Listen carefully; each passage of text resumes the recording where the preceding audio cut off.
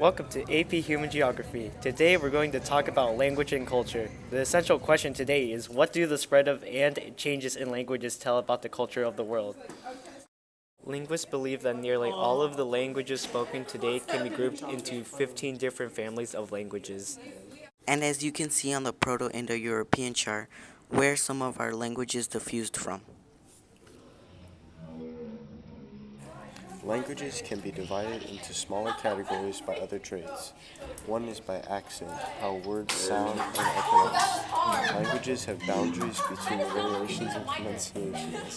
These are called isoglossals. The variations in accents, grammar, usage, and spelling create dialects. Languages often spread through diffusion, the spread of culture over wide areas through migration as well as by more indirect means. Major globalized languages of the world is English, French, Spanish, and many more. They never diffuse widely. Mandarin Chinese is an example of these. Unlike Chinese, English has a wide spatial distribution, and it's most widely used in the world with nearly 1.5 billion speakers. They, uh, People use this language as a lingua franca, a common language used by people who do not share the same native language. Other francas are Arabic, Spanish, French, Swahili, and Russian. Many new words began as slang, informal usage by a segment of population. They're Pidgin languages and Creole languages. Pidgin languages are a simplified mixture of two languages that has fewer grammar rules and a smaller vocabulary.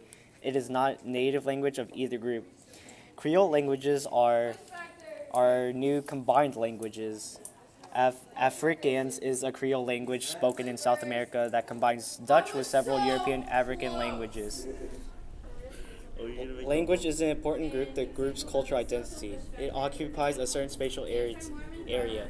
For example, native Hawaiians, whose economy relies on fishing, have 5 dozen words for fishing nets.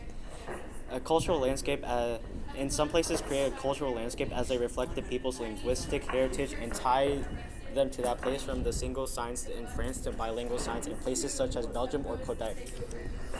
Toponyms, names of place, they reflect culture. For example, 657 BCE, Greeks founded a colony that named Byzantium, probably after a leader named Byzas. Official languages. While the United States does not have an official language, one designated by law to the language of government, some countries do.